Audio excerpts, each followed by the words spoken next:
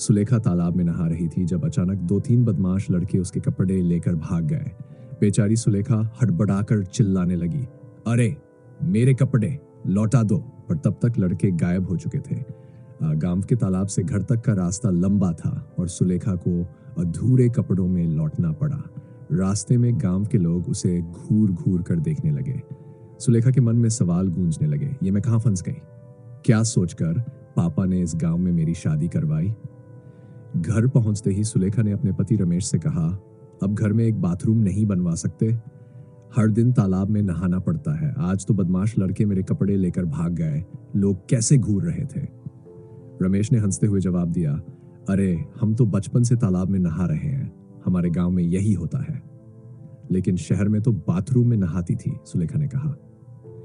रमेश ने तुनकर कहा, यह तुम्हारा शहर नहीं है, यह मेरा गांव है, यहां के हिसाब से ही चलना होगा। सुलेखा चुपचाप वहां से चली गई। उसकी मायूसी बढ़ने लगी। सुलेखा का मायका भले ही गांव से था, लेकिन उसके माता पिता अब शहर में रहते थे। शादी से पहले उसकी बहन सुपर्णा ने भी चेताया था, दीदी गांव में शादी कर रही हो पर नहाना धोना बहुत मुश्किल होता है। तब सुलेखा ने इसे नजरअंदाज कर दिया था, पर अब उसे एहसास हो रहा था कि सुपर्णा सच कह रही थी। उसने तुरंत सुपर्णा को फोन लगाया और रोते हुए कहा, बहन मुझे यहां नहीं रहना, तालाब में नहाना पड़ता है और सब लोग घूरते हैं, मुझे बचा लो।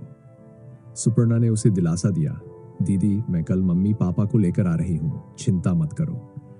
अगले दिन सुपर्णा माता पिता के साथ सुलेखा के घर पहुंची। सास ससुर ने उनका स्वागत किया।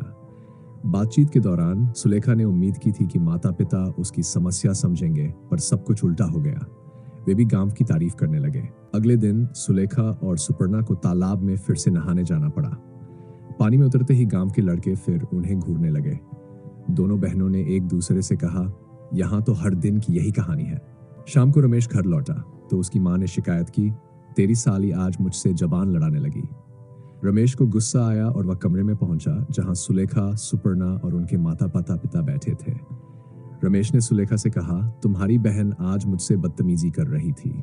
सुपर्णा गुस्से में बोली, मैं बस इतना कह रही थी कि तालाब में नहाने से अच्छा बाथरूम में नहाना है। सुलेखा भी चुप नहीं रही। यहां मेरी बहन की कोई इज्जत नहीं है तो मैं भी नहीं रहूंगी। दोनों बहनें मायके लौट गई।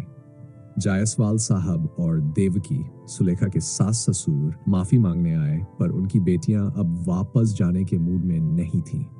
उसी शाम देवकी और जायसवाल साहब तालाब में नहाने गए, पर एक अनहोनी हो गई। देवकी का कपड़ा तालाब के बीच में बह गया और वे दोनों डूबने लगे। तभी एक मछुआरा वहां से गुजरा और उनकी जान बचाई। इस घटना ने सबको हिला दिया। अस्पताल में जब सभी मिले तो देवकी ने मानते हुए कहा, सुपर्णा तुम सही कह रही थी, हमें बाथरूम की जरूरत है। जायसवाल साहब ने भी सहमति जताई, अब बाथरूम बनवाने का काम शुरू करो। कुछ दिनों बाद घर में बाथरूम बन गया और सभी खुशी खुशी रहने लगे।